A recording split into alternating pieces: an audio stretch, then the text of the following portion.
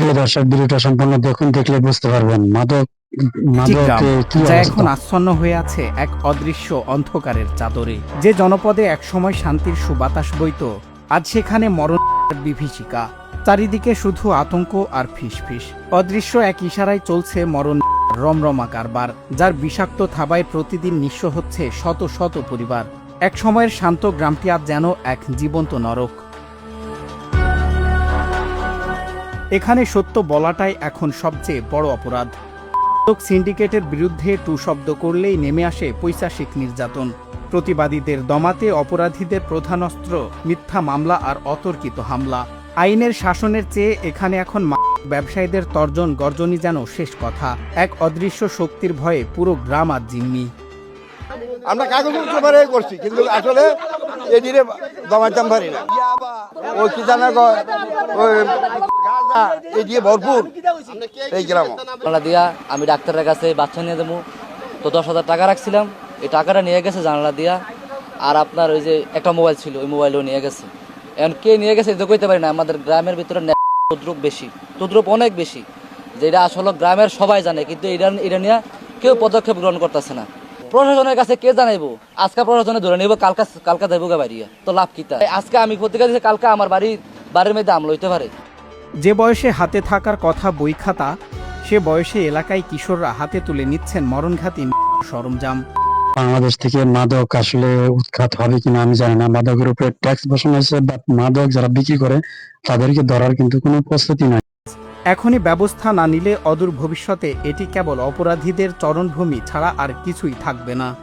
আসলে আমি মনে করেন যে মাদক ব্যাপারে আমি একদম জিরো টলারেন্সে আমি নিয়ে গেছিলাম, কিন্তু কিছু কিছু লোক আছে মনে করেন যে তাদেরকে ছত্রছায়া দিয়া, হ্যাঁ, তারা মনে করেন যে কেউ বেচে কেউ খায়, যারা বেচে তারাই খায়। বর্তমানে গ্রামটার যে পরিস্থিতি, তো যদি 300-400 টাকা যদি মনে করেন যে আমি কর্ম না করি, কোথায় থেকে আমার 300-400 টাকা আসবে? আমি বাবাও খাই, আমার ফ্যামিলিও চলে, কি করে চলে?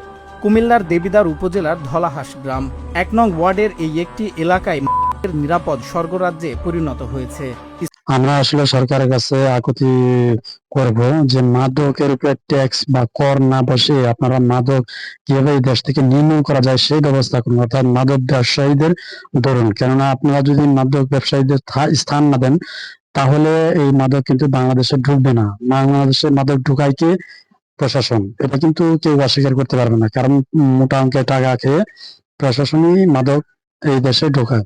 কিন্তু যারা মাদক সেবন করে তাদেরকে ধরতেছে, বাট মাদক যারা বিজনেস করে তাদেরকে কিন্তু ধরতেছে না। স্থানীয় প্রশাসনের নীরবতায় জনমনে বেড়েছে ক্ষোভ। স্থানীয় প্রতিনিধি ও নেতারা দ্রুত সাঁড়াশি অভিযানের দাবি জানিয়েছেন। ধ্বংসের কিনারে দাঁড়িয়ে থাকা ধলাহাঁস গ্রামটি এখন অন্ধকার থেকে মুক্তি পেতে প্রশাসনের ঊর্ধ্বতন মহলের কঠোর হস্তক্ষেপের অপেক্ষায় প্রহর গুনছেন। দর্শক, এই যে সারা বাংলাদেশে গড়ে প্রতিদিন 4 জন নারী বা শিশু গণধর্ষণ হচ্ছে, এটার একমাত্র কারণ কিন্তু একটাই, এই মাদক সেবন করে। এবং মাদক সেবন করার পরে বিভিন্ন জায়গা বিভিন্ন কুবুদ্ধি আকুতি শোনার পরে তারপরে কিন্তু এই ধর্ষণের চিন্তা মাথায় আসে। সুতরাং আমি সরকারকে আবেদন করবো যে বাংলাদেশ থেকে মাদক কিভাবে নির্মূল করা যায় সেই ব্যবস্থা করুন, অর্থাৎ মাদক ব্যবসায়ীদের আটকান। তা না হলে কিন্তু এই দেশ ধ্বংস হয়ে যাবে। আর দেশ ধ্বংস হলে দেশের জনগণ কিন্তু সরকার আর কে ছাড়বে না।